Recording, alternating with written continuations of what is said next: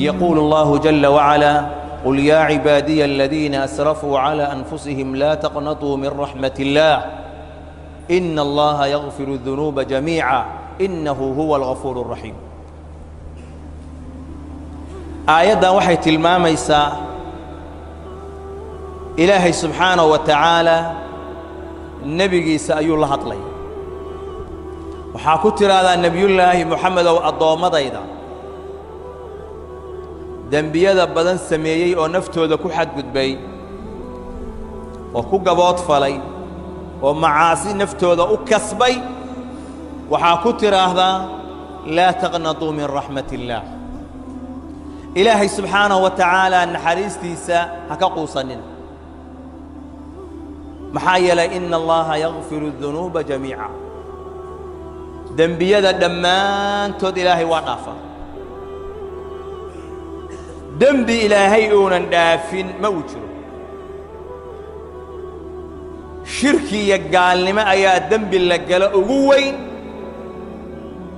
asagana haddii qofku ilaahay uga laabto ilaahay waa u dhaafaya subxaanahu wa tacaala waa nidaa yeedhid loo yeeraya addoommada dembaabay la leeyahay dembi kastoo aad gasheen ilaahay dembi oo dhan buu dhaafaada ilaahay u soo laabta ilaahay subxaanahu wa tacaala dembi dhaaf weydiista waa laydin dhaafaya ilaahay subxaanahu wa tacaala wuxuu qadaray insaanka inuu dembi ku dhaco waa loo qadaray oo una nadiif ahaanin waa lagu qadaray waana ku dureersanaysa in loo qadaray inuu dembi ku dhacana ilaahay xikam ayuu ka leeyahay xikamkaas waaweyn waxaa ka mid ah addoonkaani markuu dembiga ku dhaca inuu ogaado alla ghafuuru raxiim ah oo alghafaar ah oo hadduu u laabto u dhaafayaa inuu jiro walidaalika nebigeenna calayhi الصalaatu wassalaam wuxuu leeyahay waladii nafsii biyadii ilaahaygii waxaan ku dhaarta naftaydu gacantiisa ay ku jirtay low lam tudnibuu ladahaba allaahu bikum walaja'a biqowmin yudnibuun haddaynan dembaabi lahayn oo dembigee laydiin qadaray uusan idinkaba dhici lahaa laydiin qadareenba waa ina dembi ku dhacdeen ilaahay waa idinka xayn lahaa walaja'a biqowmin yudnibuun qoom ilaahay wuxuu la ibaan lahaa dembigu ka dhacahayo oo dembaabaya fayastaghfiruun ilaahay markaa dembi dhaaf weydiisanaya oo ilaahay markaas ugu dhaafaya waa mar la helaa waa la helayaa addoommo dembaaba ilaahay baa qadaray oo laabanaya haya magaca ilaahay baa u taagan alghafaar allaha dhaafid badan waa inay jiraan addoommo dembaabayoo loo dhaafayo maahan macnaheeda in lagugu boorinayo intaad dembowdid ka bacdii laaba ma ahan waxaa laguu sheegayaa khalqigan abuuristii ilaahay abuuray waxa ilaahay u qadaray waa inay dembigu uu ka dhacahayo wey baabkii raxmadduna u furaya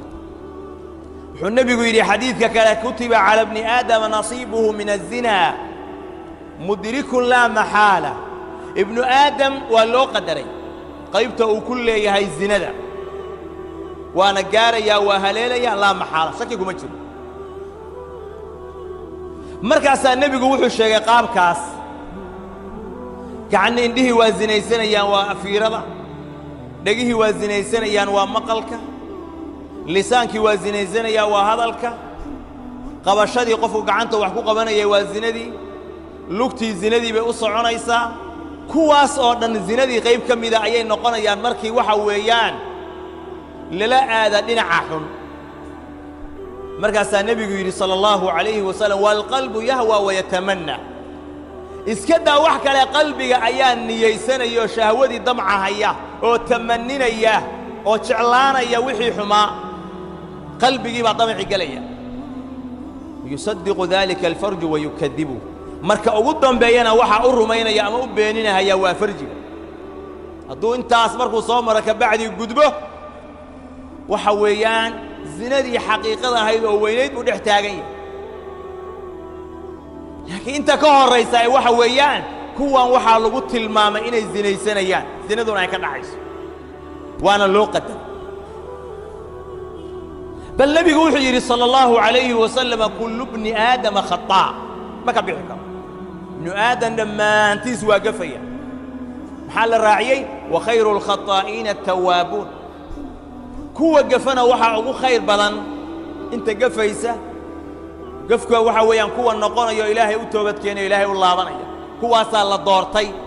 oo ilaahay subxaanahu wa tacaala uu rabaa wuxuu nebigu yidhi maa min cabdin mu'min ilaa walahu danbun yactaaduhu alfaynata bacda alfayna qof kasta oo mu'mina ma jiro ilaa wuxuu leeyahay dembi oo caado u leeyahay oo ku laalaabanayo oo ka dhacay kala duwan ayuu leeyahay wa ina almu'min khuliqa mufattanan tawaaban nasaa'an idaa dukira dakar waxaa la abuuray qofka mu'minka ah isagoo ah mid waxa weeyaan fitno badan oo mid la fitnaynaya ah oo halmaan badan oo ilaahay subxaanahu wa tacaala iloobahayo halmaamaya tawaaban ayaa la abuuray mid toobad laabasho badan isagoo ah oo ilaahay u laabanaya mar walba waa la abuuray idaa dukira dakar haddii la xasuusiyo oo la waaniyo qofka mu'minka ay waa waantoomaya ilaahay buu u laabanayaa marba dembigii baa ka dhacahaya wuu laabanayaa wuu ka dhacahaya wuu laabanaya haddii marka dembigii iyo macaasidii insaankii inuu ka dhaca loo qadaray oo marnaba aan laga fakanahayna qofkii wax ka dhacayaan ilaahay raxmaddiisa iyo fadligiisa waxaa ah baabkii istikfaarta ayaa la ballaqay oo naloo furay galab iyo subax buu furan yahay habeen iyo maalin buu furan yahay bad iyo biri buu ka furan yahay meel kasta ayuu ka furan yahay baabka istikfaarta waxaa loogu naadinayaa dadku inay u laabtaan ilaahay subxaanahu wa tacaala oo ilaahay subxaanahu wa tacaala u toobad keenaan aynu dhaqan iyo caado ka dhiganno inaynu maalinkii iyo habeenkiiba ku dadaalno inaynu isbarno istikfaarta iyo toobadkeenka inaynu ku celcelinno isbarno allahuma rabbana aatina fi dunya xasana وفي الآخرة حسنة